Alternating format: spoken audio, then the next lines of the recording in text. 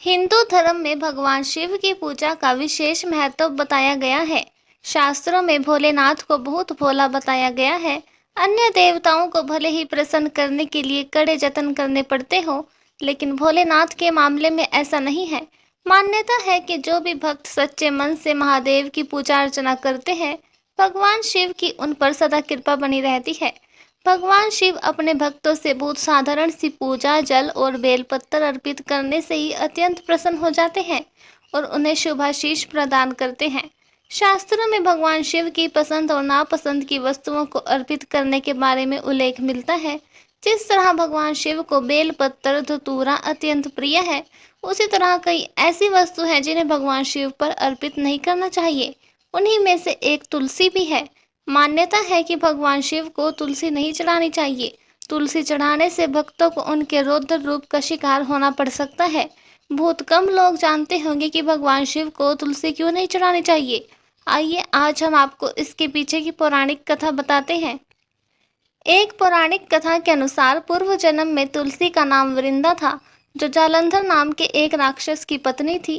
जालंधर भगवान शिव का ही एक अंश था, लेकिन अपने बुरे कर्मों के कारण उसका जन्म राक्षस कुल में हुआ। असुर राज जालंधर को अपनी वीरता पर बहुत घमंड था।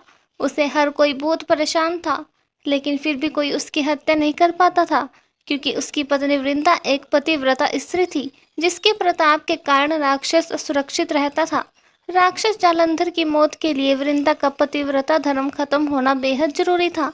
असुर राज जालंधर का अत्याचार बढ़ने लगा तो जन कल्याण के लिए भगवान विष्णु ने राक्षस जालंधर का रूप धारण कर वृंदा के पतिव्रता धर्म को तोड़ दिया। जब वृंदा को यह जानकारी हुई कि भगवान विष्णु ने उनका पतिव्रता धर्म को तोड़ दिया है, तो उन्होंने भगवान विष्णु को श्राप दे दिया। वृंदा के श्राप से रुष्ट होकर विष्णु जी ने बताया कि वो उसका राक्षस जालंधर से बचाव कर रहे थे, और उन्होंने वृंदा को श्राप दिया कि वो लकड़ी बन जाए। इधर वृंदा का पतिव्रता धर्म नष्ट होने के बाद भगवान शिव ने राक्षस राज जालंधर की हत्या कर दी। विष्णु जी के श्राप के कारण वृंदा कालांतर में तुलसी बनी। कहा जाता है कि चूंकि तुलसी श्रापित है और शिव जी के द्वारा उनके पति की हत्या की गई थी, इसलिए शिव पूजन में इनकी पूजा नहीं की जाती। ऐसे ही और कहानियों को सुनने के लिए हमारे channel the quest of spirit से जुड़े रहिए। धन्यवाद।